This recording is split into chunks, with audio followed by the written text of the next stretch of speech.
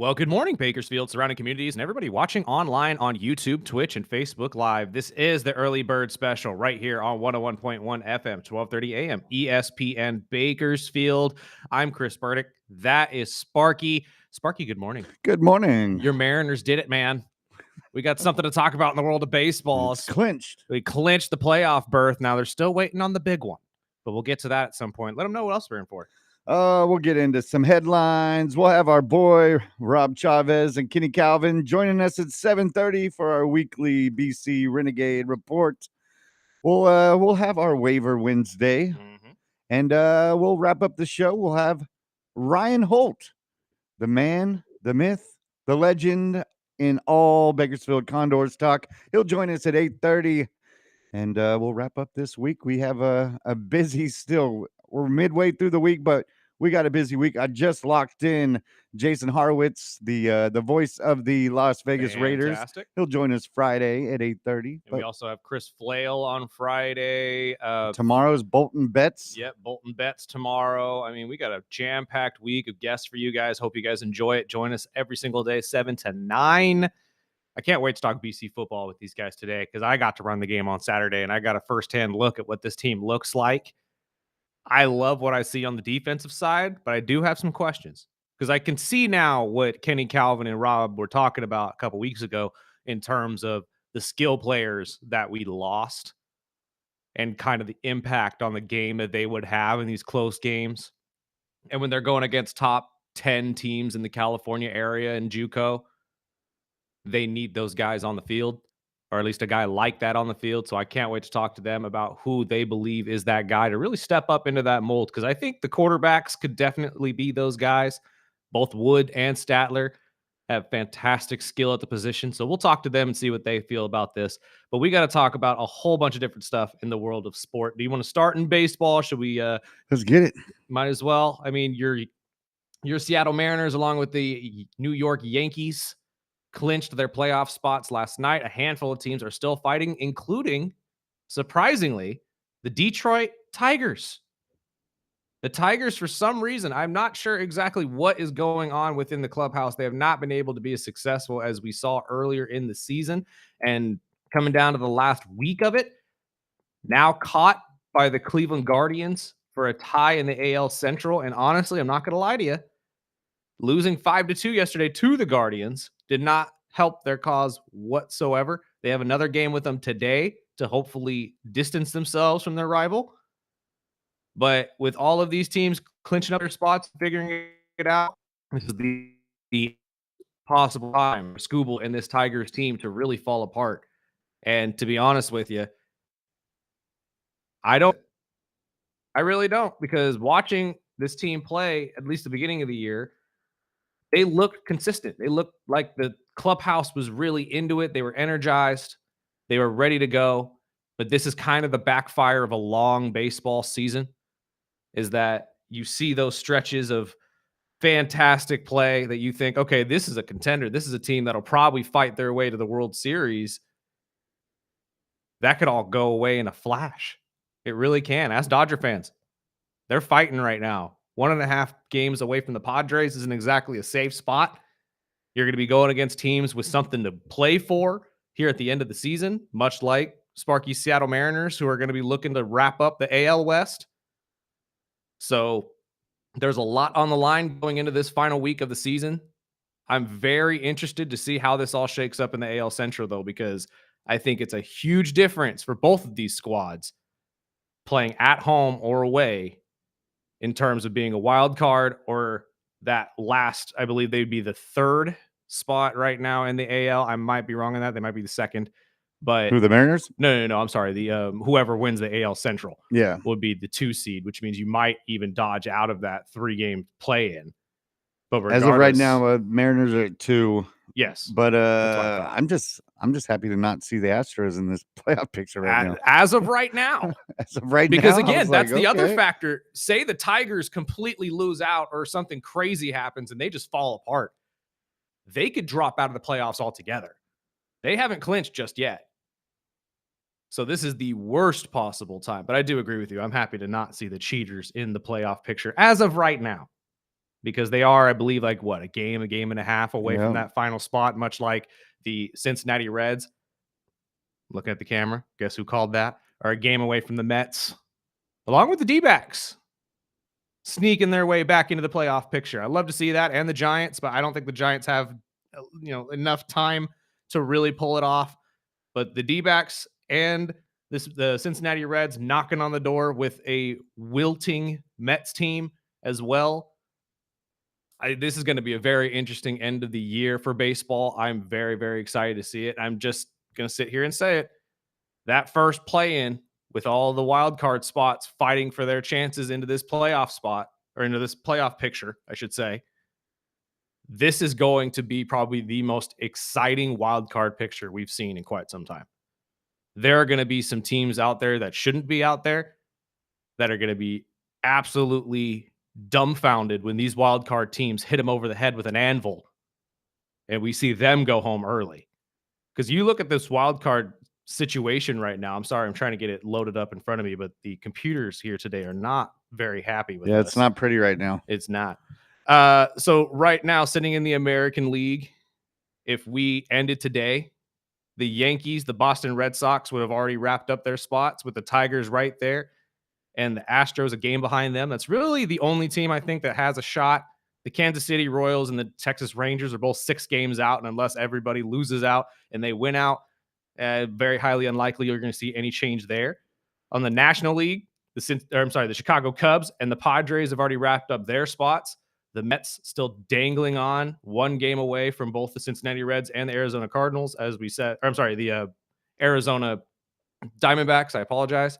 The St. Louis Cardinals are right underneath them at 3.5. They still have a slight chance, along with the Miami Marlins and the San Francisco Giants. But again, long shots in terms of pulling that off. This could be, though, I mean, you look at the top 4 teams that have already clinched: New York, Boston, Cubs, Padres. All 4 of those teams could bust any of their opponents in that first round. They really can. They're all fantastic teams. We're talking about a Cubs team that's breaking 90 wins this year, most likely. A Yankee team that will break 90 wins. A Boston Red Sox teams nobody was expecting to be good, but they're on top of their game. And honestly, the Padres are the Padres, led by Manny Machado and Tatis Jr. Regardless, whoever is going to face these 4 teams, you got a big, big, big problem on your hands. So that's why I personally would not want to be one of those final teams in the playoff picture. I wouldn't want to battle it out in that game of 3, or that series of 3, as it were. But what are your thoughts, my friend? I mean, I don't have much. I was just happy to lock in the spot, and I've been riding on cloud 9 ever since the series sweep against the Astros. So I know there's plenty of baseball. We got a week to wrap up, and we'll get into some postseason talk. I'm just anytime I could look and see the Astros not in it, I was happy. But we'll get through this week, and I'm depending on who's going to get that final spot in the AL and NL. And really, we've talked about it for months. We expected the Dodgers and Mets, and it looks like it just might happen. But overall, I mean, it's almost playoff time, so I'm excited. You guys are sitting pretty. You only have 2 more games with the Rockies and that final series with the Dodgers. So I would say that the Seattle Mariners are probably pretty safe to lock up that AL West spot. Although, again, the Dodgers are scary. If they come out to play, you might end up losing all 3. I don't think so, but You never know. See. That's the thing. I'm more worried about the Rockies than the Dodgers personally, because we played down to teams, and that's been our issue all season. So we'll see how it plays out. And I'm just ready for some playoff baseball. Absolutely. And I'd be remiss if I don't talk about the AL East as well, because yes, the Yankees and the Boston Red Sox are already in, but the Yankees are only a game away from the Toronto Blue Jays, who got screwed out of their game yesterday. Or no, I'm sorry, not out of their game, but they had 2 really, really bad calls, and it doesn't look like they are really hitting the right stride here going into the playoffs. They're only playing 500 baseball. And at this point, you can't do that with a Yankees team that's surging, a Boston Red Sox team that's right there. Granted, they've already wrapped up at least a playoff bid, But like I just said, I don't think any of these teams want to be in that first initial series of 3. It's going to be super exciting for anybody who's a baseball fan. 100%. I think this is going to be one of the more exciting playoff beginnings we are going to see in the MLB, which is going to be great because we need to see viewership increase in terms of baseball. But if you're a team that's going to have to take part in that, it's going to be really tough for a lot of these teams to claw out of that first initial wild card race. It really is. And honestly, there's going to be a lot of really cool stories that come out of this, especially matchup wise. I would love to see the Arizona Diamondbacks somehow squeeze into that final spot, maybe take on the Dodgers, and somehow send their rival home, because that's usually what happens in these NL these NL matchups, especially late in the year. And again, like I've said to Dodger fans, and again, this is not a slight to Dodgers, although all of you guys are going to attack me for saying this. You're still not playing the style of baseball that's going to win you a World Series. You're not. Whether you want to blame that on Dave Roberts, whether you want to blame that on just the play of the players, that's really up for determination. But at this point right now, I still don't see the Dodgers as the number 1 team to win the World Series. Although on paper, you still look scary. You're still probably the best team. But I would not say going into this playoff picture right now that you were the favorite. Yeah, when it matters. Yeah, exactly. And really, that's what holds them up, is the relief pitching when it matters. And if you go into that, that's again, that's why I'm kind of happy that they're at least considering putting guys like Kershaw and Shohei and all of these at least reliable pitchers in the bullpen. Now, again, Kershaw not very reliable in the playoffs in the past, but I feel like this season might be different. And again, like I said the other day, if it is different, everybody's going to wash away every single bad year of playoff baseball he's ever had. That's the way to go out. Absolutely. I was looking to see if we had any updates on David Fry. We got that foul ball to the face. I didn't even want to bring it up because we couldn't obviously show you guys on the video side yet. But if you're a baseball fan, I'm sure you've seen it. You saw it. He took for those of you who weren't watching during that Cleveland Guardians and Tigers game yesterday, David Fry tried to pull off a bunt against Skubal. The pitch just went in the perfect spot where it ricochets off his bat and bounces off of his face. Brutal play. I mean, Skubal immediately, when he threw the ball, threw his hat down and said, "Oh God, no." Like, he knew exactly where that was going to go.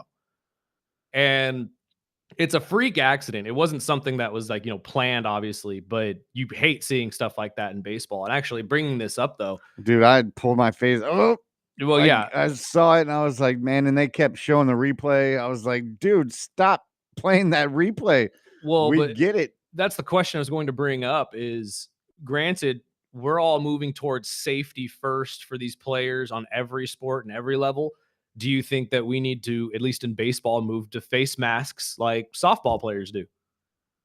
I mean, or at least everybody has to have that initial, the face covering on your helmet. I'm sure. I mean, it is an option now, right? I'm not sure. I don't think the MLB allows certain players that have the different type of helmets. Yes. But yeah, I mean, it might be something to consider if it's not already an option. The chin guard 100% is allowed, but a full face guard, I don't think they have in the MLB. And I know baseball fans for 50, 60 years will say, no, don't just take it away from baseball. But I would on the safety side, I would at least give it an option to players, especially that have had this done to their face like that. Right. And granted, yes, it's a freak accident. And how many times a year does this really happen?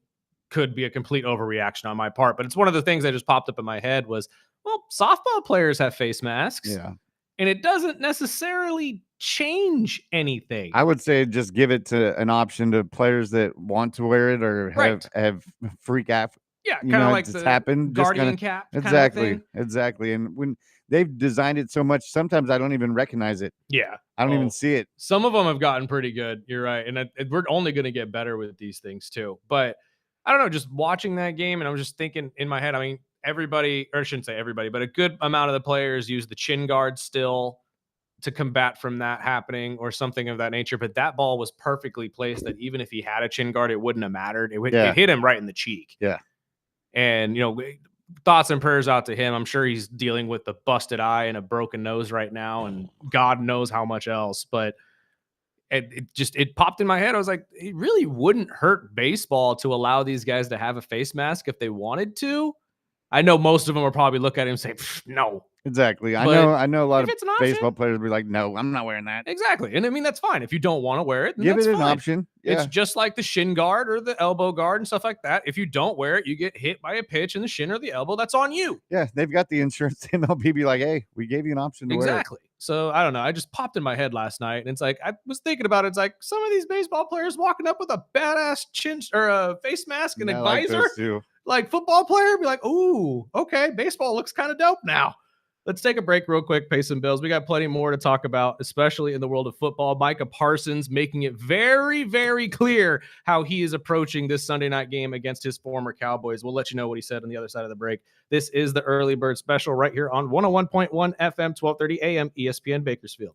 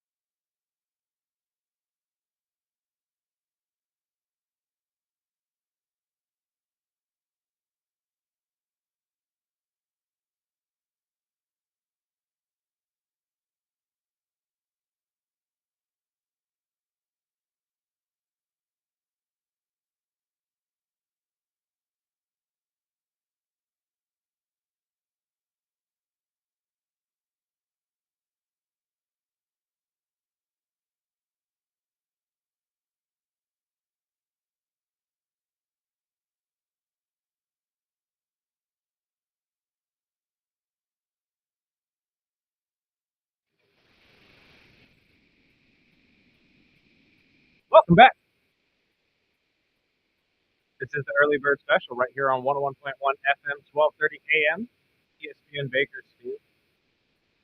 And like I said before the break, we got a revenge game for the ages on Sunday night as the Packers and the Cowboys get ready to face off. And Micah Parsons made it very, very, very clear that he intends to sack Dak Prescott many times during this game, and he's going to make it hurt. I don't know why you're taking out your frustrations on Dak. He said that's one of his best friends. I know. So he said that, he's always been held back and not hitting him in practice, that he's going to let it go. And, as a defensive player, I should say, it's probably one of those things, especially as a defensive end, you want to sack every quarterback. I mean, everybody wants the Myles Garrett kind of thing where you could have an entire graveyard of quarterbacks that you've sacked, which cannot wait to see that grow again this year for Halloween, as he does every single year. It's fantastic. But going into this game, obviously we start tomorrow, week 4 with the NFL, with the Cardinals and the Seattle Seahawks, I believe, in Arizona. Not the best Thursday night game, but at least we make up for it on Sunday night with this one. How do you feel that the Packers will bounce back against the Cowboys this week? The Cowboys obviously struggling defensively with a lot of the injuries, losing Bland for a couple weeks. I'm not sure if Diggs will be ready for this week either. So obviously Jordan Love is going to be looking to sling it, which means if you have Marcus Golden or some of these other wide receivers in the Packers front, I would use them this year. Plus Dallas is out with CeeDee Lamb. I mean, Dallas is just beaten up. Yep.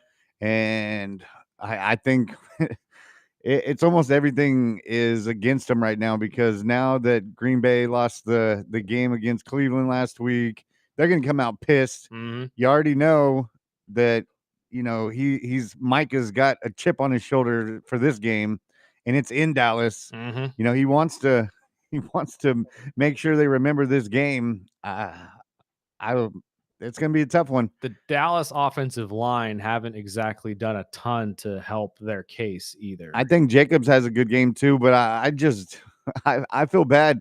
I just think as long as Green Bay can stay away from the stupid turnovers, I think they should roll this one out. Oh, easily. But that's kind of the thing I was going to bring up, right? Is that almost makes you almost too nervous. Right. This kind of makes it a trap game. Exactly. And it's just one of those games where I'm sitting here wondering, is this going to be the moment again when Dak kind of turns it up, shows up, and shows everybody why he's the starter in Dallas and why he's this guy? Because to be honest with you, he's led Dallas to a lot of wins where he hasn't had a lot of help. And at least now he's got a running back that's capable, because Javonte Williams looks fantastic with Dallas. He's one of the top 3 running backs in fantasy right now, too. God only knows what he would have if they had the offensive line of old with Tyron Smith and Zach Martin and all of those guys. And that guy's a touchdown genius. I mean, he always scores touchdowns wherever he's at. And I still think Green Bay smashes him. I think Green Bay just beats the hell out of them. I think they're going to come out wanting to, too. Going up against the number 1 defense in the NFL last week and only scoring 10 points. Obviously, you're going to want to get back on track against a team that's, defensively lacking, for, lack of a better way to put it. But going into this game, obviously, they aren't the most confident team either, getting ran out by Cleveland. And I don't know if you've seen the video that's been going around lately of Myles Garrett and him with making fun of the right tackle of the Packers. Or I'm sorry, the left tackle of the Packers. Because that was pretty funny, though. He, for those of you who have no idea what I'm talking about, during the game, the Packers and the Cleveland Browns, Myles Garrett got right past the left tackle without even being touched. And all the left tackle could do was yell at Jordan to run. Run, Jordan, run. It was like watching Forrest Gump. And I just could not believe it. I was like, that is your protection? Yeah, run, Jordan. Really? So that is where I'm at. Cena and Lesnar. Exactly. And that's Cena's running. And I get that Dallas doesn't exactly have that guy, that menacing factor. So there isn't going to be that kind of a matchup problem. I wonder what the odds are, or the numbers are. I could ask Bolt tomorrow, but I could pull it up right now. I'm just wondering, because I mean, I think Vegas would probably want to stay away from this one too, just after last week. And really, the Green Bay loss to Cleveland is really on Green Bay. On Green Bay, yeah. It was just stupid mistakes. But 6.5 point favorite right now is Green Bay. Over under is 47.5. See, I'd probably take the points, but I don't know, man. And then it's S- primetime game. Six and a half. You're gonna get Mike out there, man. I know. And that's why I'm saying that this could go both ways, really. It could be a blowout by the Packers, or this could be a massive trap game again. But this is also going to be a great indicator of, are the Packers legit? Hmm. Because if the Packers come out and lose in week 4 to the Cowboys, granted, it's an away game back in Texas, but if you lose, I think there's going to be a lot more question marks about you guys than there is about how good Dallas is. I think everybody could chalk it up to Dallas won any given Sunday. But if the Packers, a team that we all came in, or I shouldn't say we all, but a lot of people came in expecting to be one of the best teams in the NFL. Everybody was pretty much handing the MVP to Jordan because of the history of Packers quarterbacks turning 27. And it really was just starting to feel that way up until last week. Then it was a shell shocker for everybody, including themselves. I think Matthew Golden has a step up game. He's been kind of, I wouldn't say silent, but he last week he had a better game, but the first 2 weeks of the season he was silent. He was not even there. But And I without a mean, couple drops, but now that there's some injuries in that wide receiver room, mm, he's got more chances to get he looked, into the game. So we'll see. I still think he's going to be a breakout rookie. oh, yeah, easily. Obviously, it hasn't shown up, first of all, the first 2 or 3 weeks of the season, but now they've got a couple injuries, tight ends out. I think he's going to start getting into the mix as well. But like you said, Dallas is dealing with a ton of injuries on that defensive side. Hmm. So it's right there on a platter for you, That's and what I'm just sees saying. what Green Bay team we're gonna get. At this point, though, I don't think you could really hold that against Golden. He looks solid in week 3, and it's all development The game when it first comes two to weeks he had rookies. like 4 or 5 drops. Yeah, and I mean, I think we're just so we've been so spoiled by some of these amazing wide receivers come in at the rookie, especially in the rookie years. And Golden seemed to be the next guy, especially in this draft class, where there wasn't a lot of big names in the wide receiver position. And the Packers have been looking for that guy for a couple years now since Adams left. So everybody kind of donned Golden as that guy. So maybe we're just kind of going into it a little, you know, It's putting too much into the what yeah, we saw in training camp a little and too preseason. quickly. So I think maybe we just need to give him a couple weeks to figure this entire offense out, because they don't look terrible. I mean, they've figured it out for at least 2 weeks, and against the number one defense in the NFL. Granted, you made a couple mistakes, but you still hung through the entire time. Luckily for you, Joe Flacco was the quarterback on the other side, and Cleveland Browns offense can't figure it out either. But I just don't think that the Packers are going, or I'm sorry, I think this game is going to be a better indicator of if the Packers are a legit championship contender or not, vice versa to the Cleveland Browns game. I really do. I think the Cleveland Browns game, we at the end of the year are just going to look at it and say, you know what? That was a wash. They lost 1 or 2 games, but it is what it is. They got tough defenses looking at the other side of them, but they're still looking good headed forward. So we'll see how this Sunday night game wraps up. We got to take a break, though, pay some bills. We got Rob Chavez and Kenny Calvin waiting in the guest room right now. We'll talk all things BC football right after the break. This is the Early Bird Special right here on 101.1 FM, 1230 AM, ESPN Bakersfield.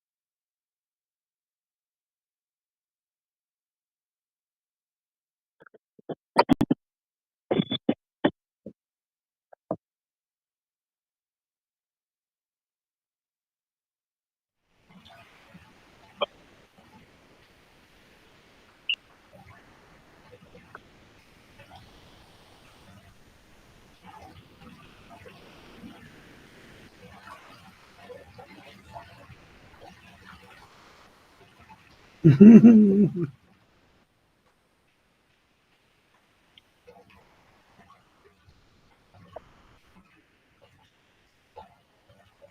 guys.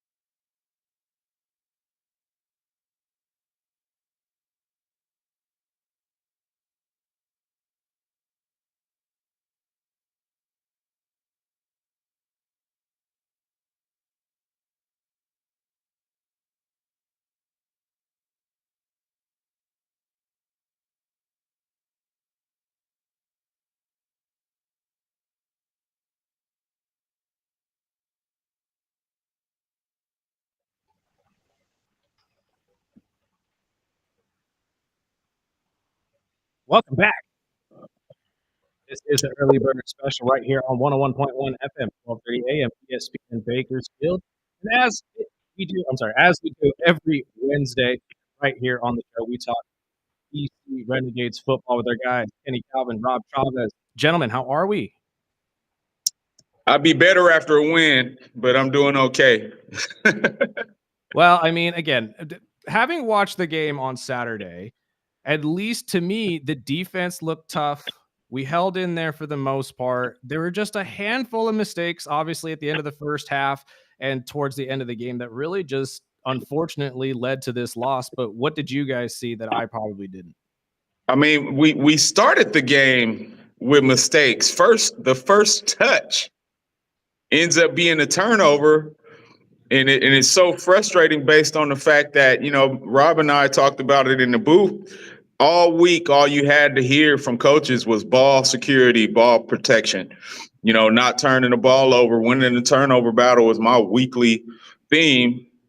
And you turn over the first kickoff return and put your offense in a hole. Definitely a tough way to start. But there was definitely some highlights from a defensive perspective. Always exciting for me because I get to brag on how important the defense is to the overall scheme of things. But definitely frustrating based on the fact that we harp on the turnover battle and we came out just putting the ball on the ground.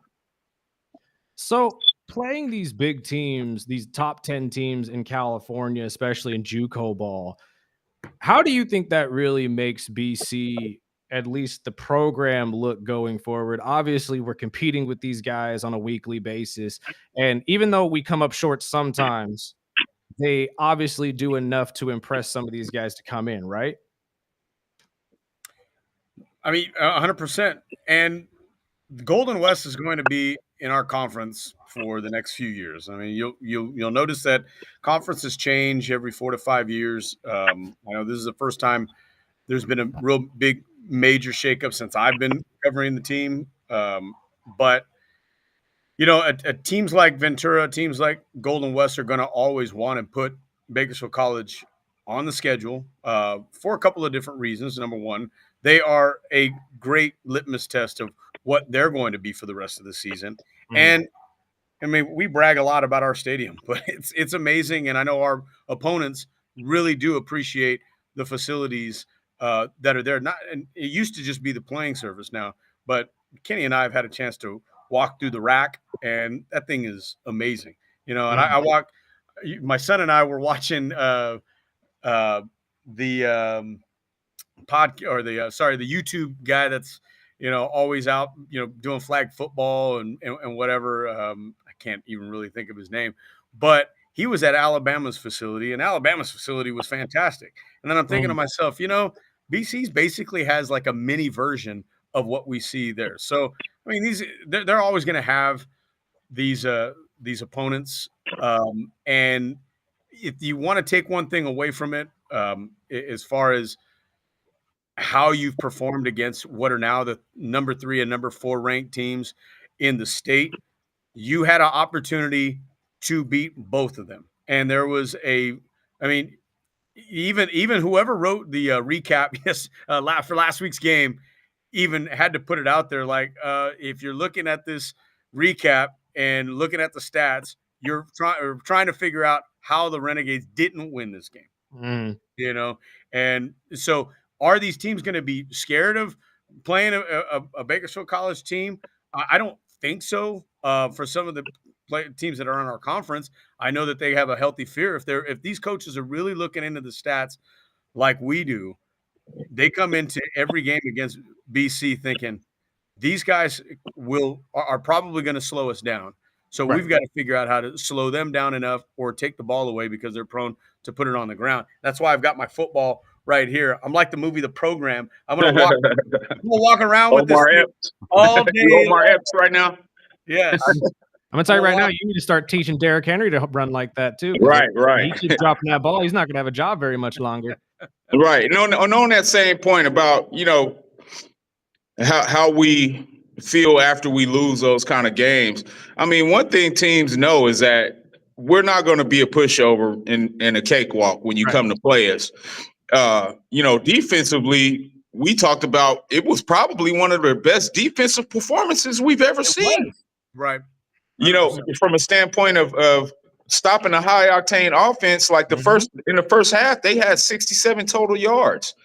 And we were still down. So it was one of those things that it continues to frustrate you because it's a simple mantra of just protecting the football can put you in a position to win. And when you don't do that, it just turns into a loss. Absolutely. But let's walk away from this. Let's walk away from this game and this loss. Let's talk about what's coming up with Pasadena City. What do you guys see from them coming forward? Well, Pasadena City appears to be a pass-heavy team. They don't have a whole lot of running backs that stand out. I believe their leading rusher has about 130 yards through 4 games. That's not a whole lot, right? Maybe 25 to 30 yards a game. But, Pasadena appears to be a shotgun spread team that's going to try to throw the ball around. They're 2-2 as well. They've had a game where they've put up at 62 points as well. So they're an offense that's going to have some athletes that can get around and try to stretch the ball downfield. I'm excited to see how we bounce back. That's really all I can say after, you lose 2 games in a row in the fashion that we lost. It's going to be very interesting to see how this young team and a young leader and Coach Thompson bounces back. 100%. I agree with you. What defensively do you think needs to happen to continue this great trend that we saw last week, though? Like, does anybody need to step up and be that guy as a leader to just keep it rolling? No, and that's the thing, man. One of the things that I saw that resonated with me at the end of the game, I'm going to tell you guys, it was very emotional for me because here I am, I'm down in the dumps and I'm feeling all bad because we just lost, and I look downstairs and I see a couple of great men leaving the press box. The first one was Mackey, who's, he's helping with the secondary. And the second one was Coach Jeff Chudy. And it was a realization that, wow, why am I surprised our defense is playing so great? We have one of the greatest defensive minds coming out of retirement to join the staff, and that's why it looks like we're not missing a beat. I have nothing to say in a negative way from a defensive perspective other than we have to try to find a way to create turnovers. And that was something that Coach Thompson said last week. If we're turning the ball over 5 times, the defense has to turn the other team over 7 times. Right. Like, we have to find a way to make sure that we're doing the best we can to have impact plays on defense that turn into scores. And, and a lot of people hear commentators and us radio personalities, and they're saying, you guys are just talking, it's easier said than done.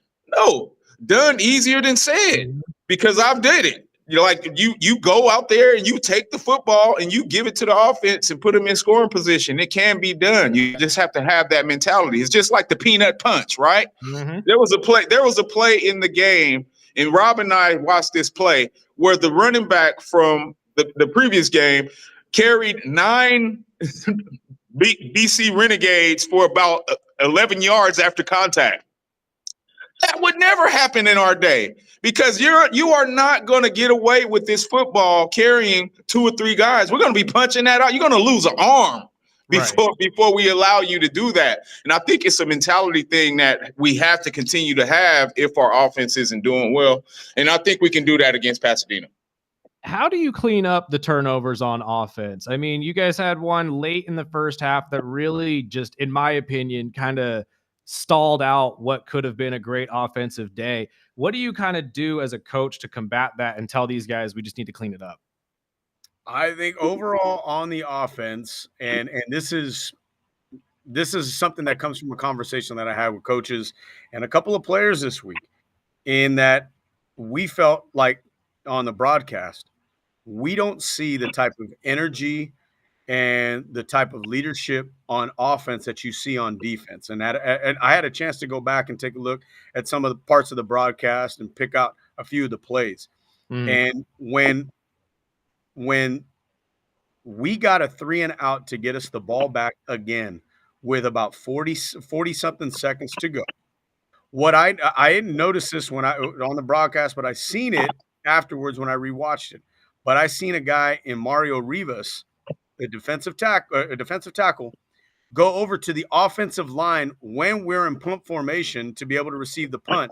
And he's the one screaming and yelling at all the offensive linemen. He's telling them right in their face what they need to do for the next 40-something seconds. And so when I seen that, I immediately messaged a couple of players on the offensive side of the ball. And I said, take a look back at this. What we need is a leader. And what we need is a couple of leaders. The coaches even said on the offensive side of the ball, the big difference that we've had over the last couple of years is we had offensive leaders, whether it was last year, Mekhi Smith, Jalen Richmond, Jalen Hankins, these kind of guys. And on top of that, the year before that, when you had some other, big play guys on offense, they were the ones that were on the sideline pumping their teams. And they were the ones that knew that they were putting a sense of, hey, don't just think you're letting yourself down when you put the ball on the ground. You're letting the entire team down. And so I got some commitment, and I know our guy Big Journey, if he listens or he watches or something like that, he's gonna say, yeah, me and the running back room, we're the guys that came in with a lot of hype, and we're the ones putting the ball on the ground.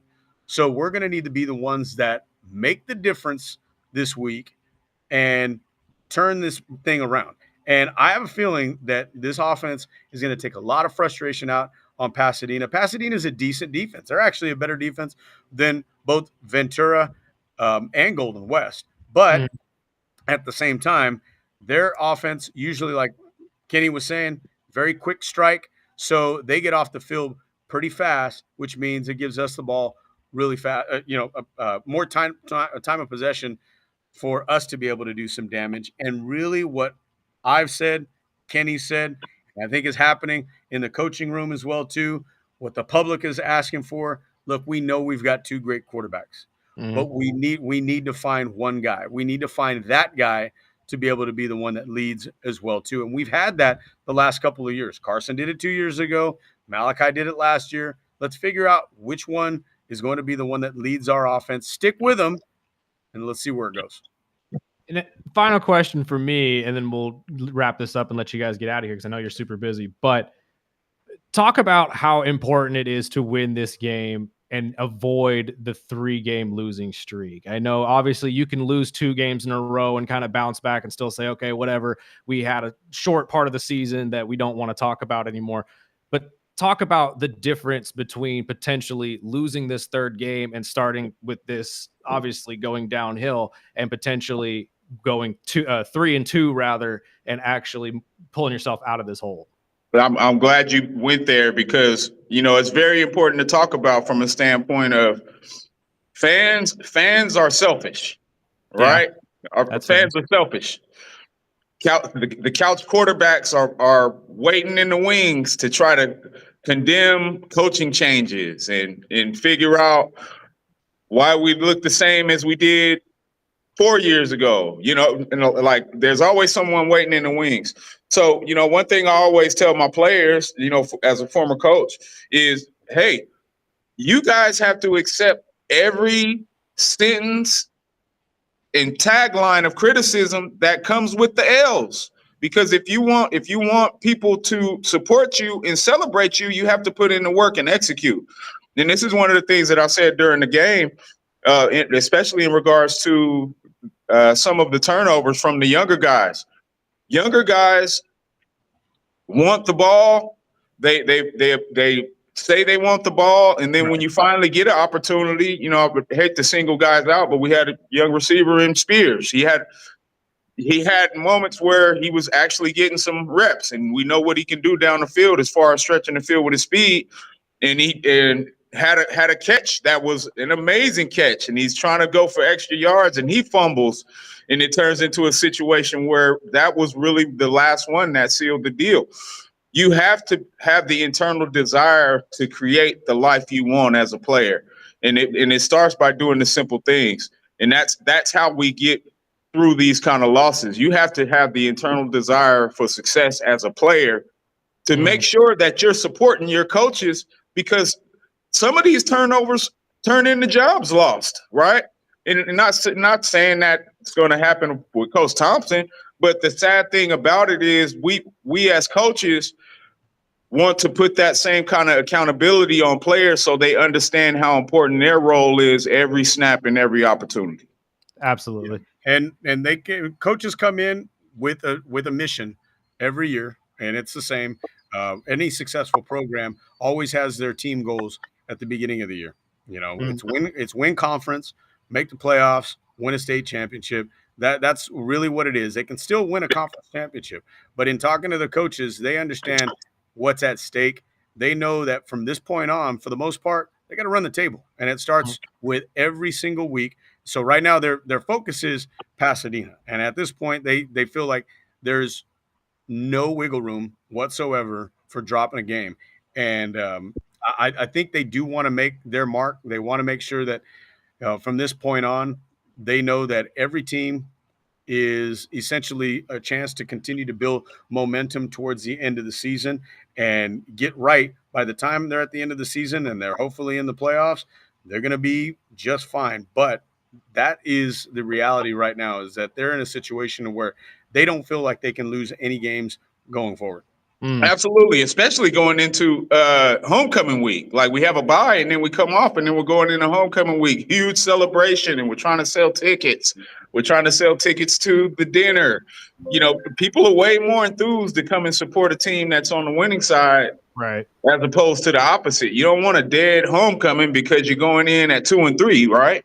Or a dead Hall of Fame. Yeah, or a dead Hall of Fame with no table sold, because people just aren't excited about what's happening. And that's one of the things that I was begging for this past Saturday, and I hate to keep going back in the past, is that, hey, we announced that we have a free stadium, entry, and the defense is balling out every play. Offense, what are we going to do to bring some excitement? That's what we need to do in this upcoming week. We need an offensive show out of our guys in that unit. Absolutely. And I think you're going to get it. Obviously, teams that are great find a way to bounce back after these rough losses. And you went up against two really tough teams back to back. And both of them you took to the wire. So I personally believe the BC Renegades are fine. I don't even know if we need to move on from the two quarterback system, to be honest with you. I think it works to a point.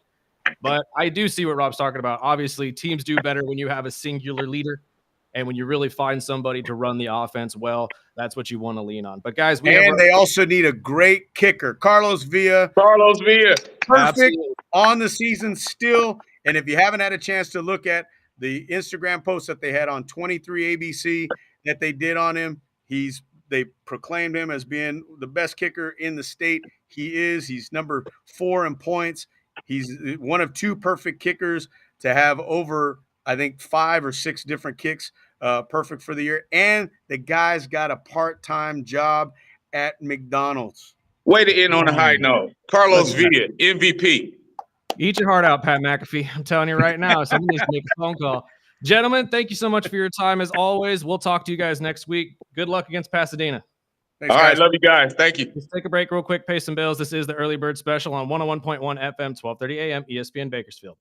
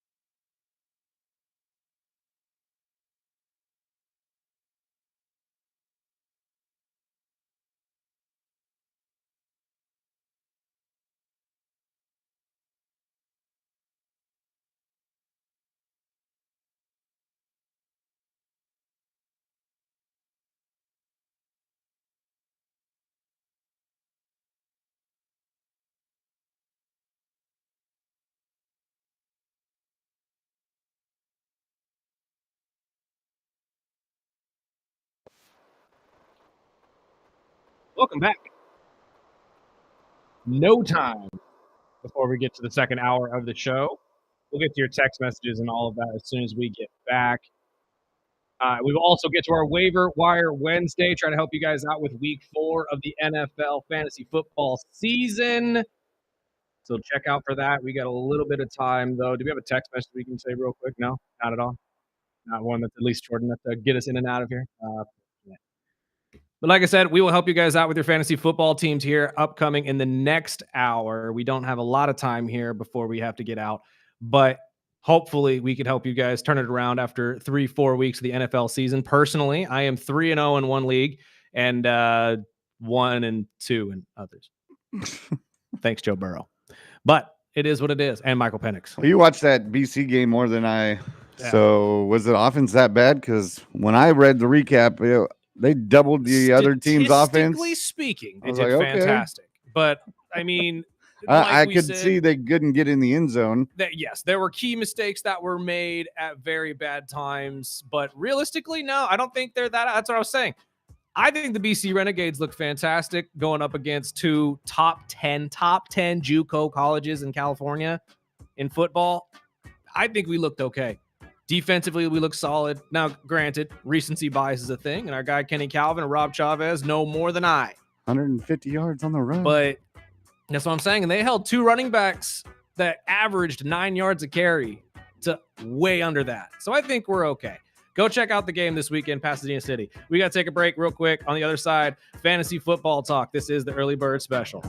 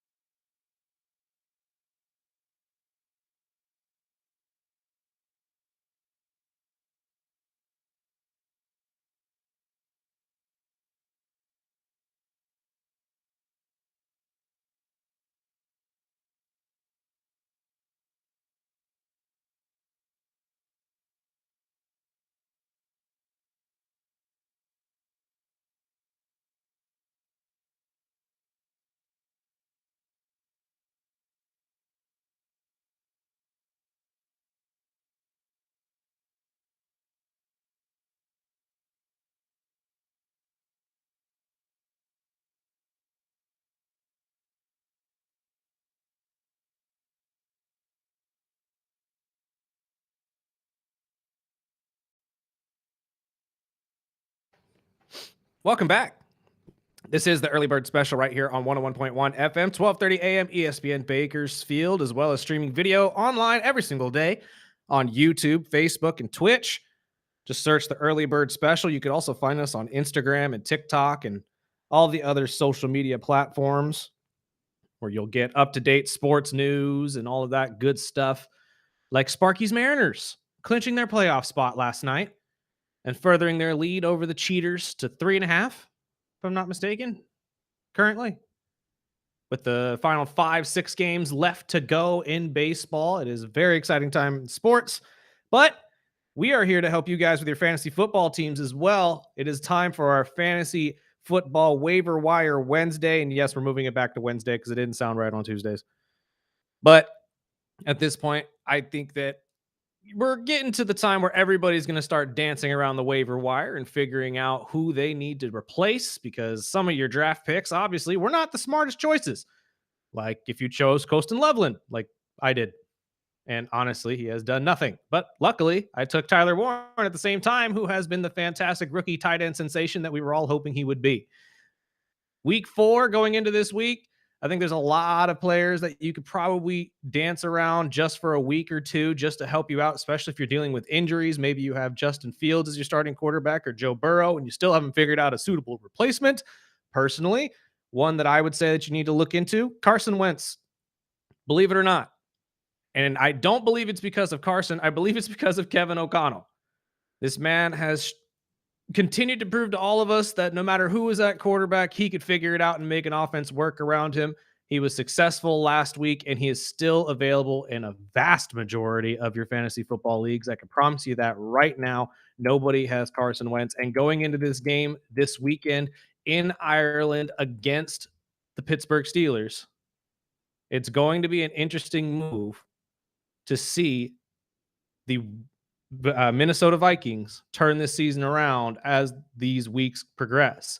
With JJ on the bench and a leader in there at Carson Wentz, who, let's not forget how good he was with the Philadelphia Eagles at one point. I know there were a lot of flashes of him being bad, but Carson, with a at least competent quarterback coach, I think can return to form and at least be that quarterback for you in the next 2 to 3 weeks until JJ comes back from this injury.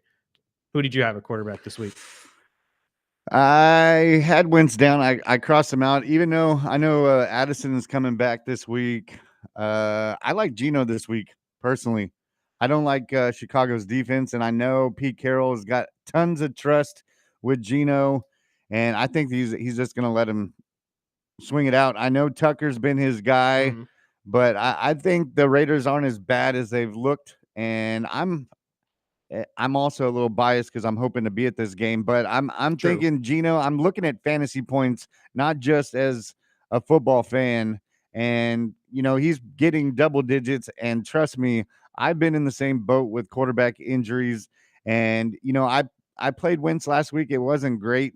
It was enough to get me by with the win, but I wasn't happy. And I know with players like Jefferson and having, Addison back, it's going to be a different type of offense with Kevin O'Connell. So you wouldn't miss out. But my question is now that the Giants have announced that Jackson Dart is the starter, I've seen a couple texts of people asking, should we touch him even if we're not going to start him this week, as the Giants schedule looks a little favorable in the next couple weeks.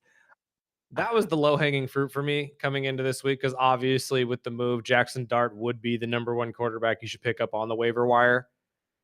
I just don't know if this is the week to start him, because you're going against a Chargers defense that has looked fantastic in the first few weeks of the season. I don't think they're going to slow down this week against the Giants. And again, I could be wrong. Maybe Jackson comes out, shocks the world, and shows everybody that he can be a starting quarterback and he could be that guy for the Giants like Daniel Jones couldn't. But I'm also starting to believe that there might be something more internal issue-wise when it comes to the team, when it comes to the Giants, because we've seen almost every player who's left, especially major players, Daniel Jones, Saquon Barkley, completely turn 180 into fantastic professionals as soon as they leave. So I don't think Jackson Dart's going to magically be that guy to come into the Giants organization and be, oh, look at me, I'm Eli Manning. You know what I mean? So I don't know if I could trust it yet. So personally, granted, low-hanging fruit, yeah, Jackson Dart is, shiny and to look at right now as the new rookie quarterback. But personally, I would stay away from it, at least for the first week.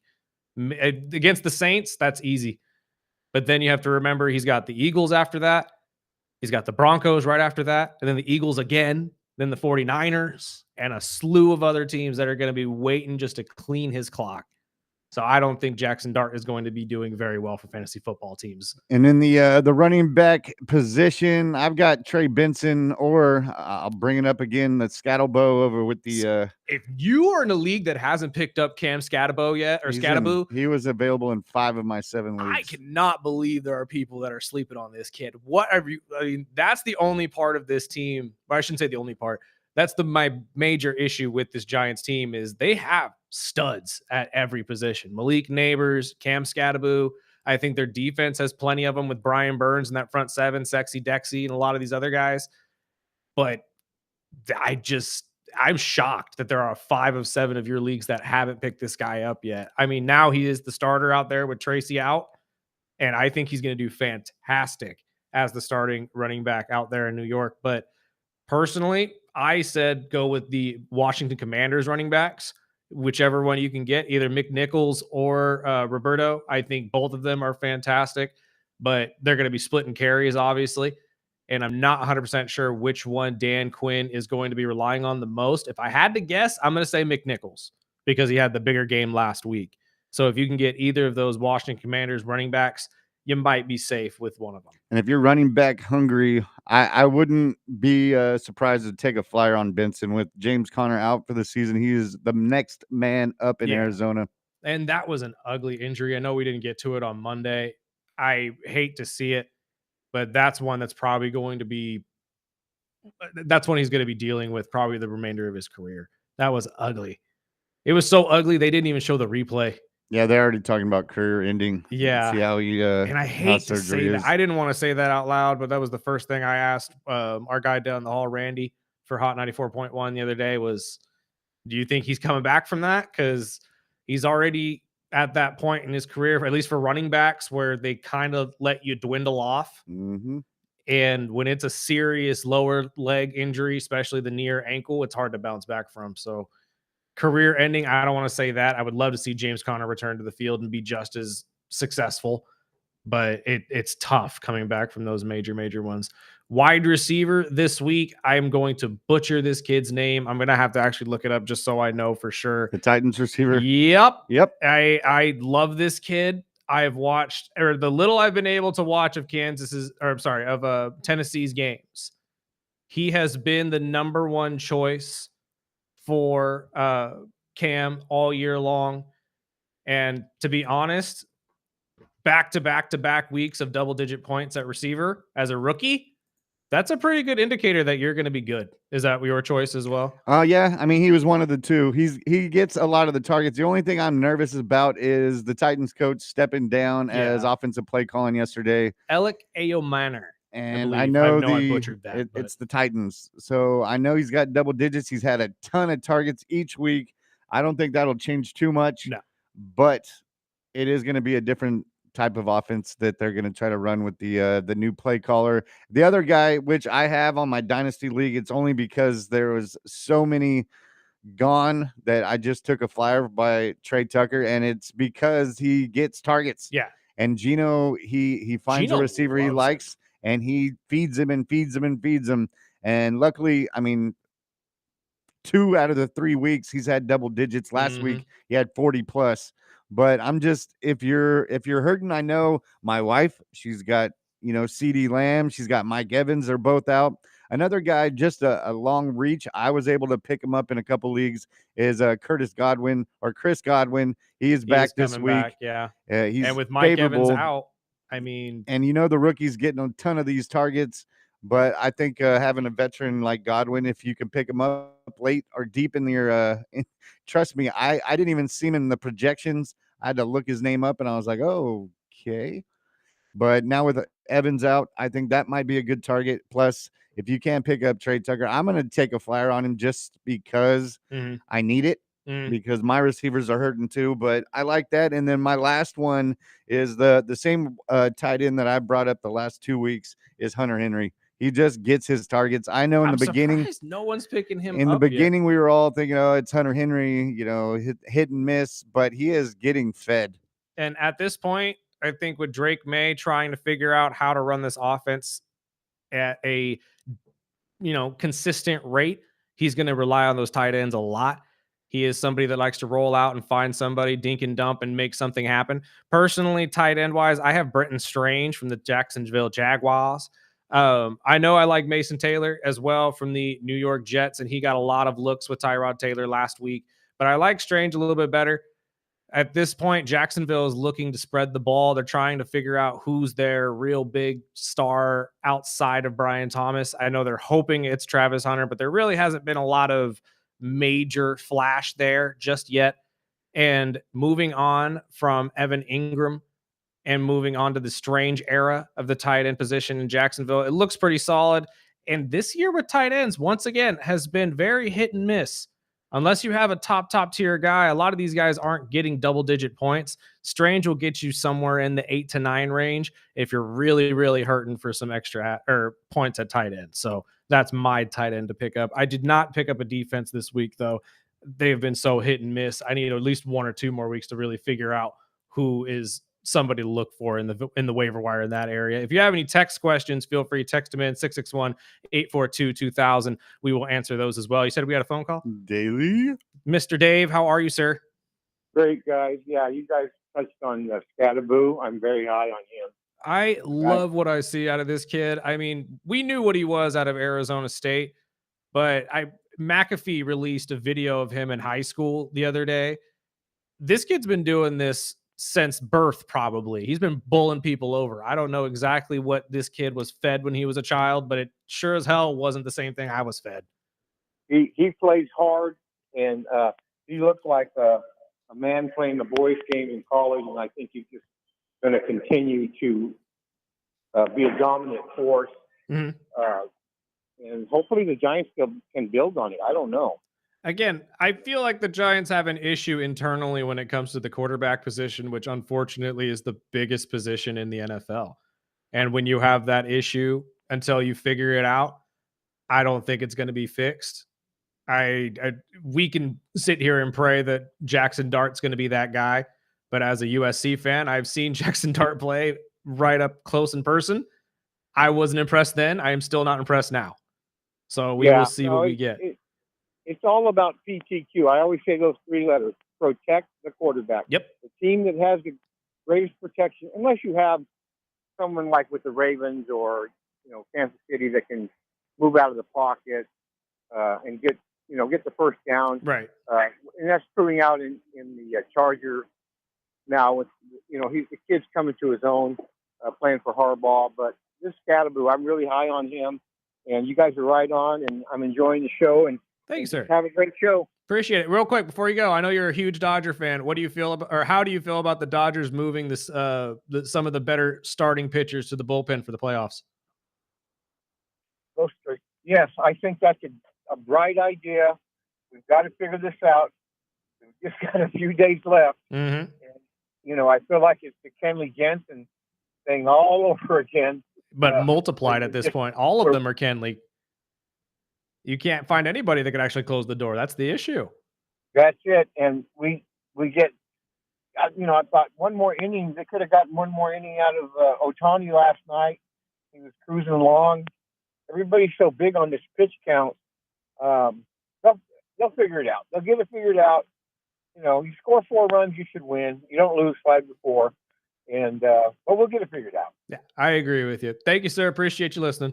We got to take a break real quick, pay some bills. On the other side, we got a handful of stories to talk about in the world of college football as well, that will let you know. And then we got to talk to Ryan Holt of the Bakersfield Condors right after that at 8:30. This is the Early Bird Special right here on 101.1 FM, 1230 AM, ESPN Bakersfield.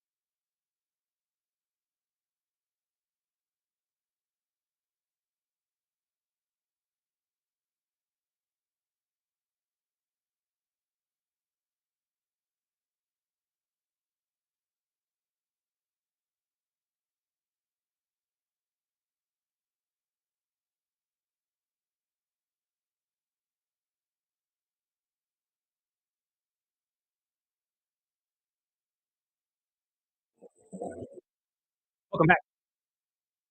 Sparky sent us back to the 90s. Actually, no, this is probably later than the 90s. I hope I'm I not that don't old. even know. I don't even know when this is released, actually, but I'm getting Triple X vibes. I'm not sure why. I'm expecting to hear Duhas right after this. This is the early bird You could. special. I mean, this is entirely possible. Although I don't know if Holtzy would be set off by that or not.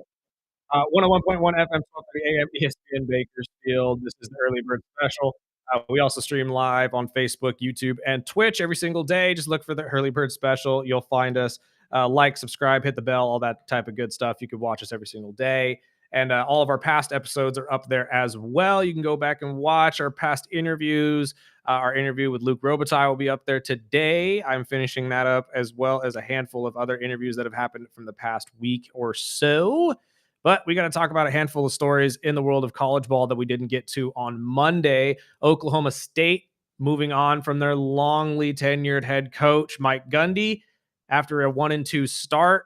And the athletic director has already come out saying it was just the best interest of the program moving forward to move on. It was the right move. We're talking about a guy that's been with the Oklahoma State Cowboys for 21 seasons. This was his 21st season. So 20 years with the same organization. That's ungodly amount of time in college ball, to be honest with you. There's only one head coach longer. That's the Iowa head coach. And at this point, I'm actually shocked. After a 1-2 start, I mean, Oklahoma State didn't look that terrible to me. I didn't get to watch a whole ton of their games. Obviously, you lose the first game 69-3 to Oklahoma or to Oregon, but that's Oregon. And to be fair, to put you up against any kind of team like that, I'm not even going to fault you for that. That's just how Oregon rolls. I know there are high expectations in Oklahoma, but you can't have that high of expectation. The one I think that was really the dagger, though, was losing to Tulsa last week, 19-12. And maybe this was just the situation where they were thinking, it has been 20 years and we haven't had any major uplift. So it's time to move on. But having somebody there for 20 years has to have some sort of meaning to it. I mean, that is a good portion of why most of these players are probably there. And in a day and age where all these guys could really transfer on a whim, I mean, it's probably going to lead to a lot of issues for Oklahoma State here in the next year just because of transfers alone. And it also opens up the question mark of who comes in, who's going to be the next guy, who's going to transfer over to Oklahoma State. I'm not smart enough to be able to tell you, to be honest with you. But we will be monitoring it and letting you guys know anytime somebody pops up. I just thought it was interesting that the athletic director came out so swiftly and said this was just the right move for our organization going forward. How do you feel about that and how quickly he was able to just get to the media and tell everybody, look, I know he's been here for 20 years, but we're moving forward in a different direction? I just think it was either a little late or a little too early. I don't like it personally. Really? I know it's been a long time. What was it, 14 years since he's won a title out there? But I mean, seriously, that might be something you could have done before the season or waited till the season ended, especially with the respect and how much time he's put in. And I know 2 weeks ago when they were asking him, when coach was saying, I'm 100% in. Yeah. And to do this 2 weeks later, it was just it was a shock to me personally. I thought maybe they would play it out. Obviously, he doesn't have a stacked team over there, but No. obviously it's a school where they expect to win and they expect to win big games. So maybe it was just something that, okay, well, you start 1-2, we're cutting ties. But I personally would have done it before the season, gave the team some time to build, or waited until the season was over. I have to agree with you. I think waiting till the season was over would probably have been the better move for Oklahoma State. And I think they expect this to either be the fire that turns the team around or just the bomb that blew it up. And honestly, I'm going to lean towards the latter. Usually in college ball, firing a head coach doesn't really turn your team around like that. Professionals, it does, because everybody's sitting there thinking, oh God, I'm going to lose my job. But in college ball, it's much well, I guess maybe it is different now since all the NIL money and this kind of moving more towards a professional light. But I don't know. And traditionally, from what I've watched, firing your head coach, especially 3 weeks into the season, does not bode well for your program at all. But it is what it is. We will see as they take on Baylor this weekend at home. Hopefully, they'll be able to turn it around and make this a 2-2 season, and the Cowboys can get back on track. But I was just shocked to see that a coach of 2 decades was just let go after a 1-2 season. That doesn't make a lot of sense to me, but it is what it is.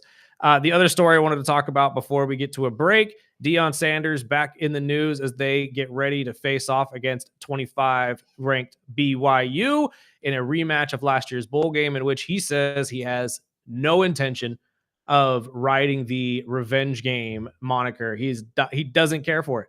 He says, I don't get with that get back stuff. I'm not about that get back stuff, is what he kept saying.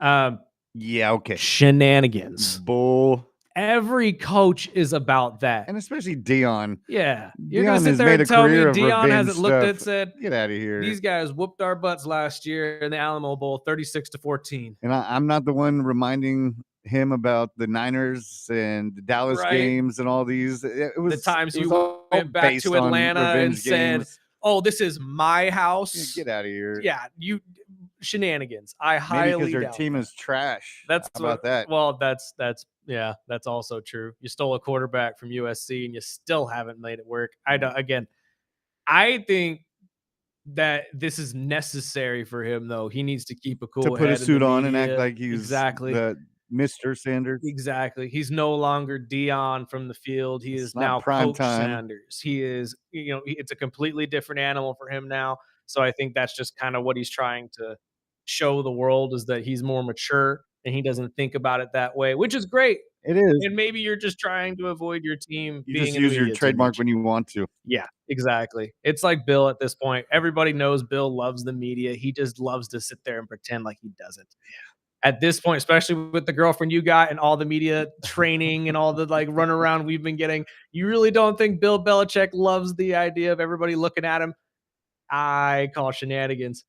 And I know everybody said, no, Bill's a very quiet and reserved person. No, Yeah. heck no, not anymore. I used to think that. Used to be. Then he won all the Super Bowls and realized I'm famous and everybody's going to be talking about me regardless. So I better make some money off of this. That's what it is. But at this point, I'm going to call shenanigans on the Buffalo not looking at this BYU game as a get back game. Is 100% a get back game for Dion. Because the other thing he said too is, we don't do the get back stuff. We do the go get 'em stuff. Okay, Dion. Show me. Yeah, exactly. That's a little ridiculous, but I had to highlight that just because I thought that was funny coming from Dion. I just all of the years of him calling Atlanta's house his house, even playing for the Niners and the Cowboys. Yeah, you do. You're all about the get back stuff. Let's be honest. Let's take a break real quick, pay some bills. We got Ryan Holt from the Condors on the other side. Plus, Sparky's got an interesting list that I need to hear about things fans need to just get over and accept. This is the Early Bird Special right here on 101.1 FM, 1230 AM, ESPN Bakersfield.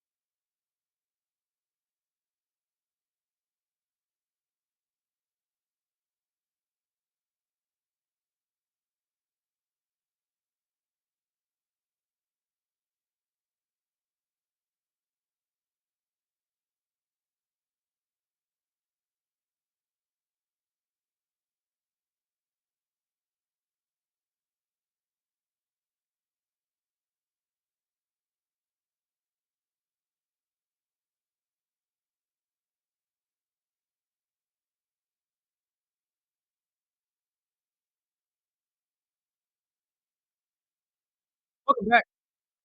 This is the Early Bird Special right here on 101.1 FM, 12:30 a.m. ESPN Bakersfield, as well as streaming live all day long, 7 to 9. Okay, on Facebook, YouTube, and Twitch. God, if it was all day, I would. I can't be Kai Cenat. I apologize. I can't do it. I could not be a streamer. Couldn't do it. Dude, I've been working on and off in radio for 25 years, and this will be the first time I've actually met Ryan Holt. I'm so old.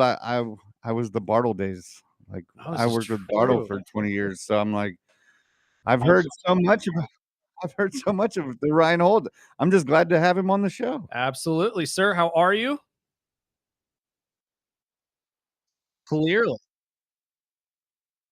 Yeah, at this point, I mean, individual tickets for the Condors are on sale now. What are the who are the big names that are coming back? Let's start there. I mean, everybody here loves their Condors. So who are some of the big names that we could expect to see again?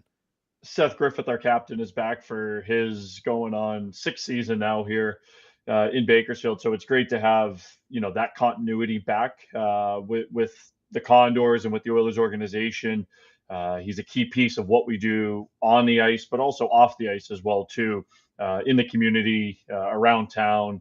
He's the face of our team. So great to have him back in the fold. And to be honest with you, this season is probably the most change in terms of personnel for this team, I think, in the AHL era. We have probably 70% of our lineup will be somewhat new to the organization this year.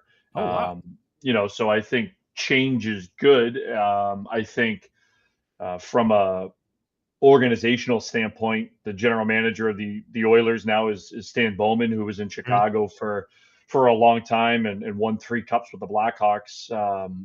His philosophy is different than the past GM's philosophy. So we have a lot of young, up and coming, exciting prospects that are coming into the organization, and they're asked to develop here in Bakersfield and then obviously one day get to Edmonton, hopefully sooner rather than later. Because the Oilers are in a Stanley Cup window and we're right there. So it's great to have some of the guys that are back. We'll have the first crop of guys get here on Sunday for our first team meeting, but it's going to be great to have some young, fresh blood here in Bakersfield. And talk about that a little bit. How's the difference in the clubhouse having all of those young, vibrant players who are ready to get to the show and make themselves known? Yeah, it's interesting just because, the Oilers have been to the Stanley Cup the last 2 years, right? So they're firmly in their window. And when you are in your window, what do you tend to do at the NHL level? You tend to trade your draft picks, right? You're trying to acquire NHL-ready players to play with McDavid, to play with Draisaitl. So as a result, the cupboard was kind of bare, right? So there weren't draft picks coming into the system. So we had to go out in the last 3-4 years to really have an older, veteran heavy type of team, which is good in of itself because those players are typically really good and polished and ready to play at this level, but we're not really developing anybody, right?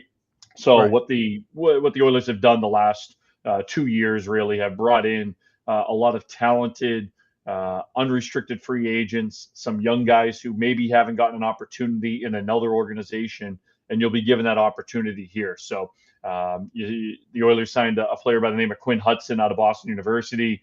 This is a guy who won the Hobey Baker Award last year in college hockey. That's the Heisman of college hockey. So this was a guy who wasn't drafted, who was available, and who the Oilers ended up going out and getting, recruiting and bringing him. And hopefully he ends up here in Bakersfield because he's a pretty good player. Absolutely. And we kind of missed out on the McDavid era because he didn't actually play here. So I would hope they send us somebody to get excited about in that area. That'd be awesome to see. But what other things could we expect this year? I know you guys are well known for doing your Star Wars night, Wizard night. Are there any new nights that we can expect this year from the Condors?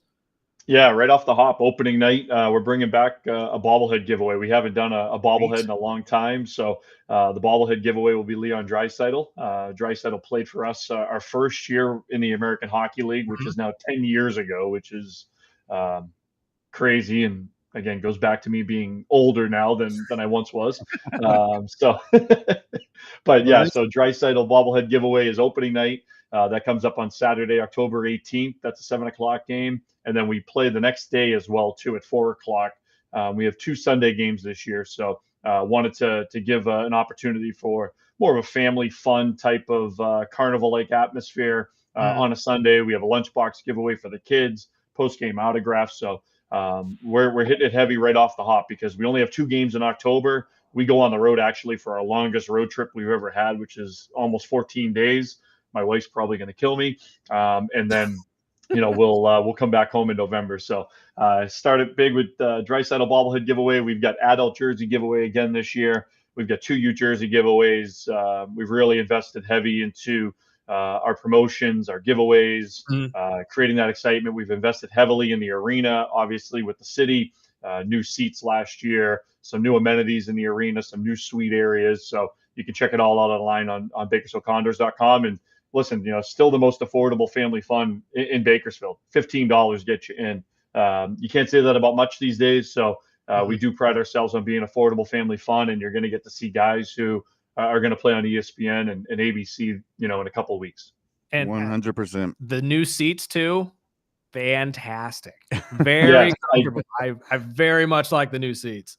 So I grew up in Boston, and obviously the Bruins are black and gold. And when they renovated their seats one time, they changed them all to bright yellow. And they quickly realized that wasn't a great strategy for an arena. So it is nice to have the black seats in the arena, but the video board has been refreshed throughout the years, and is state of the art now here in Bakersfield. Some new lighting this year, some new speakers hopefully at some point throughout this year. So every year we try to add to the experience, and obviously we have a great arena, great coaching staff, great hockey operations that really help us not just be a hockey team, right? We're entertainment, we're family fun, we're in the community, we're 24/7. So and you're everywhere, man. You guys kill the promotions, and you've done it for years. I mean, I even caught the love we got out of the Charlie Sheen documentary. So it's funny. It was funny. We had former employees kind of texting about that. We've got a group chat going with employees from not only that are still here, but obviously those that have moved on to bigger and better and around town. And I wasn't here for Charlie Sheen night. That was the year prior to when I got here. But it is great, and it's fun to talk to the players about that type of stuff because as much history as we have on the ice, we have history off the ice too. And some of the players, I mean, at this point, haven't seen the Bird video, right? Like when the Bird went loose, and that was 2012, and the players now coming in are 20 years old. They were 7, 8 years old at the time. They weren't really invested in it like you would now. And I can only imagine what it would be like now if it happened now. But yeah, fun, to see things pop up throughout the years and, get texts from people and say, hey, your team's in the Charlie Sheen documentary. Yeah, right. We talked to the Kings president earlier this week, Luke Robitaille, and he even gave us some love and told us, we had to reach out to Edmonton and make sure that it was okay to, walk into Condors town. But before we let you go, now that the tickets are on sale, how can people get their tickets? Yeah, BakersfieldCondors.com. So all games, all seating levels are on sale now, including Teddy Bear Toss, which comes up the first Saturday after Thanksgiving in late November 29th. So for the first time, we're kind of putting lower level Teddy Bear Toss tickets. You don't have to get a pack, or you don't have to get into a group to get into the lower level for Teddy Bear Toss. You can buy those now. Those will obviously go quicker than most games. But again, BakersfieldCondors.com. We've got the bobblehead pack, which gets you 2 bobbleheads for Leon Draisaitl opening night, and it'll get you 2 tickets to the game as well too, and save money on all the fees. So give us a call, 324-PUCK, and any of our great sales folks will take care of you and make sure that you get in for the best possible rate. Fantastic, sir. Thank you so much for your time. We appreciate it, and we'll be talking to you plenty throughout the Condor season. Absolutely. Thanks, guys. Take care. Thanks, brother. We got to take a break real quick, pay some bills. This is the Early Bird Special on 101.1 FM, 1230 AM, ESPN Bakersfield.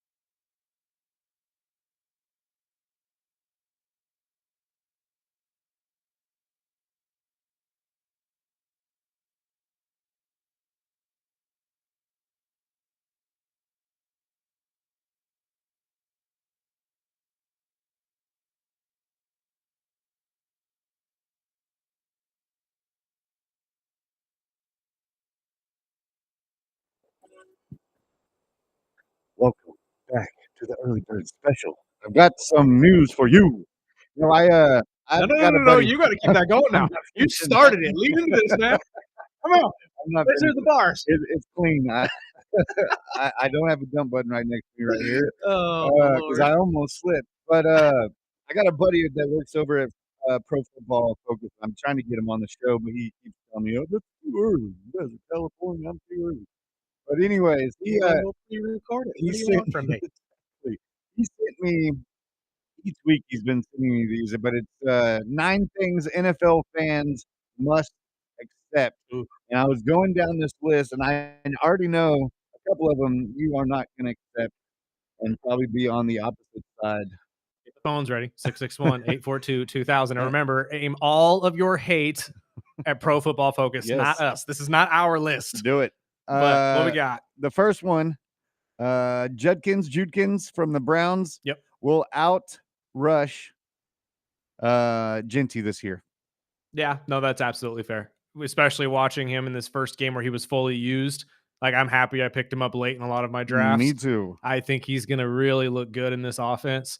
And especially when they can finally find a young quarterback to get behind, whether it be Shedeur Sanders or Dylan. Do you think Genty breaks out later this season? Yes, 100%. He looks great. Don't get me wrong. Him and Amari and Hampton, all 3 of these guys look fantastic. Really, the 2 in Washington look fantastic as well. But I think it's a fair statement to say that he's going to outpace Genty just because of the way Chip Kelly is going to be, managing his carries going forward. Switching it up. Yeah.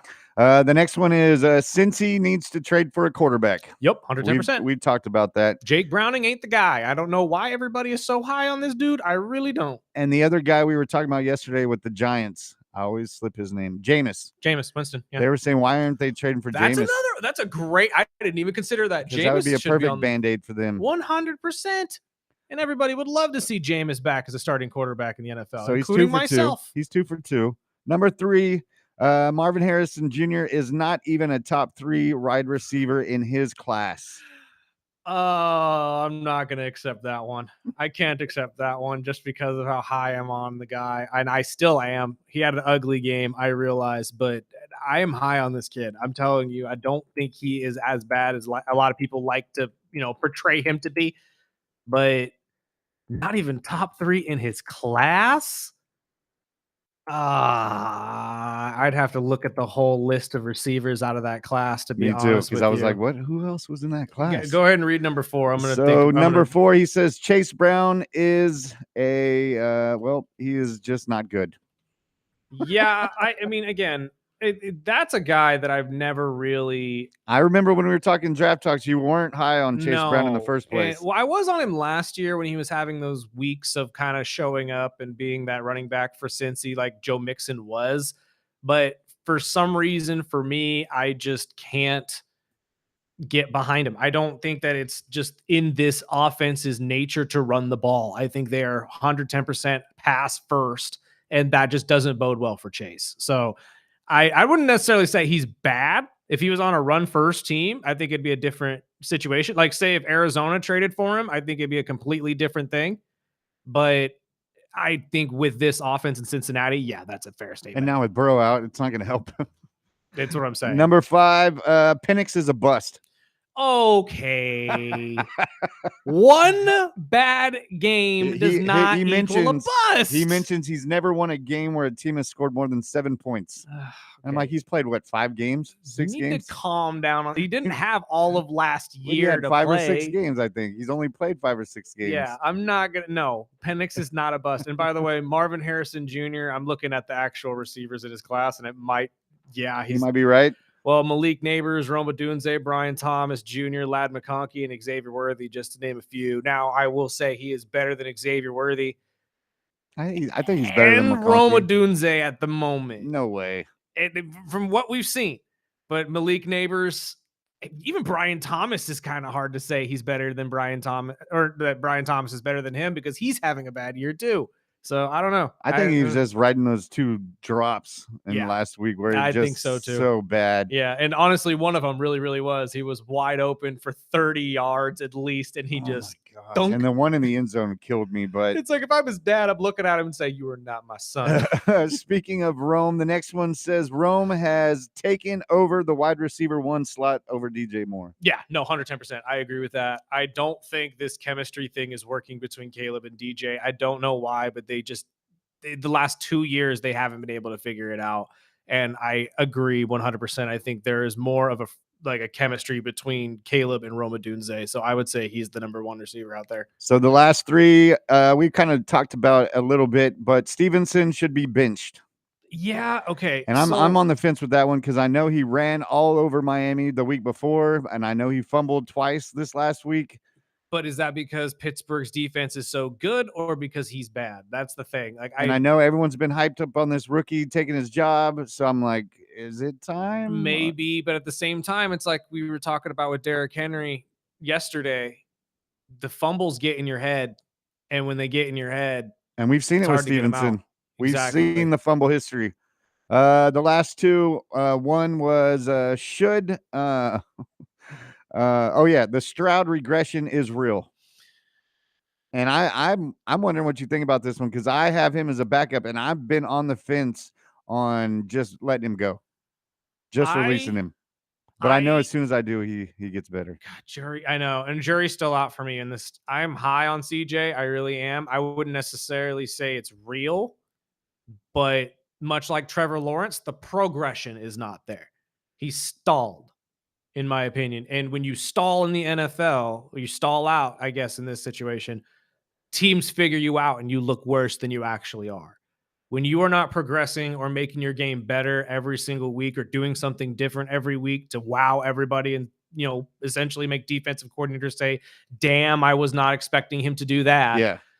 It's hard to look good. It's hard to really say that you're a top person in your position. So when defenses started adapting towards you. Yeah, it's the same boat as Trevor Lawrence right now. I don't think necessarily that they're regressing, even though I've said the regression is real for Trevor. And it's still starting to make me feel that way. But them winning football games obviously is showing a different thing. And I know he's missing some receivers. Yeah, and Brian Thomas again has had an awful start to the season for Jacksonville. So maybe it's not the regression is real, but maybe it's just they're stuck in limbo at this point. And the last one says the 49ers cannot contend without Bosa.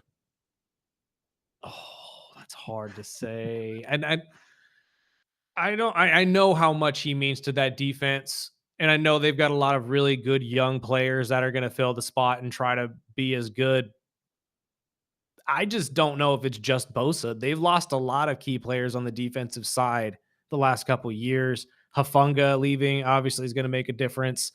So losing Bosa obviously isn't going to help, but saying they're not a contender because they lost him, I think that's a little bit of an overreaction. Yeah, and I mean, we talked about it when the news came out that Bosa was, in fact, out for the season. Mm-hmm. We've talked about, how offenses now don't need to double that side.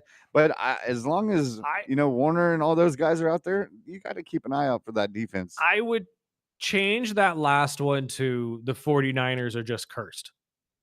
I think that's something the 49er fans are just going to have to start accepting. You guys have some sort of injury curse on you right now that I don't know how to explain. And they're going to get some receivers back here in the next couple of weeks. I mean, we'll see what this team looks like with, Ayuk and Jennings and another couple guys coming back. And is Kittle still out? I believe so. I mean, Kittle, we've got Bosa, we've got Purdy. I mean, these guys are dropping like flies, and surprising McCaffrey's still standing still. That's the ironic part of it all, isn't it? That's the funny part. I was just about to say is that I can't remember who made the joke to me last week, but the irony was that Christian McCaffrey is the healthiest one in the 49ers offense right now. And again, I it's hard for me to say that they're not contenders still. It really is. Mac Jones has come in, and like we said, looks fine. Looks like he could fill that role pretty well and at least lead them to wins. They're still undefeated. I just saying they lose one guy in Nick Bosa and they can't contend anymore. It's a little bit of a stretch in my opinion. I think this defense will find ways to get to the quarterback. Robert Saleh is a fantastic defensive coordinator. That's it. And he's going to figure out a way to make it work. Some fantasy lineup questions we've got. Should I pick up Jackson, Dart, Wentz, or Penix? If you have an option between those three, Oh God, I can't even say take Penix because I don't know what we're gonna get this week. I really don't. We're playing the Commanders. Probably Dart. I think Dart's probably the easiest one just because there's very little to no actual tape they could use on how to combat this kid. And who knows, maybe he can come out and prove everybody wrong and that he is the best quarterback in this class. So The next one says I play in a 2-quarterback league. Ugh. Obviously, I'm starting Hurts. Ugh. But with the second one, should I go with Wentz, Dart, or Rodgers? Rodgers 100%. I think that this team is starting to mesh a little bit on offense. Now, granted, 30 to 40 minutes of not being able to score this last week isn't a great sign. But when you're really playing with the lead, speaking as somebody who's had Arthur Smith as a coach, or not personally, but whose team has had Arthur Smith as a coach, he's not somebody that's going to run up the score. He's somebody that's a clock manager. So he's not going out every single. I truly believe Arthur Smith doesn't go out every single drive to score. I really do. I believe he does it to set up other plays and set up scoring plays for later. So I don't think that that's really something that we can take as a gash against the Pittsburgh Steelers. The next one says, hey guys, should I drop Hollywood Brown and pick up Ridley or No. Calvin Austin, or I can even get Mooney? Or should I just keep Hollywood? So the Atlanta wide receivers have yet to score a touchdown this year. That will change most likely, but I don't know if Mooney's going to be the first one to catch that touchdown. I would say stick with Hollywood Brown, to be honest with you. Definitely do not pick up Calvin Ridley. He has not been very good for Tennessee, and he hasn't been getting targets either, which is the weird part about it. I'd say if I had to choose any of those, I'd go with Hollywood. That's just me. The last one says, what's up, guys? Had a terrible weekend with injuries. Connor with a season-ending injury. Yep. But 2-1 now. Should I go hit the waivers? I'm looking at some running backs: Gainwell, Jerome Ford, McNichols, or Justice Hill. I know there's not a lot out there. McNichols would probably be your best bet. They're going to be splitting carries, and that kid looked good when he can get out into open field. So I think that's the safest bet for you. I wouldn't touch Ford. I wouldn't touch any of the Justice Hill. No. Now with Judkins back, I dropped Ford. But the last one we got in, and I hope this is a typo. It says, should I drop May and pick up Herbert, or just keep Drake May? I'm not even going to bring up the crazy sideways trade in our league, but okay. If you have Herbert, just roll Justin Herbert. Pick up Justin Herbert. Yes, that is the choice that you should be making. What league are you in that Herbert is out there? We don't have enough time for me to even get into this. We got to get out of here. The great Rich Eisen is on the way. Sparky, let's get out of here.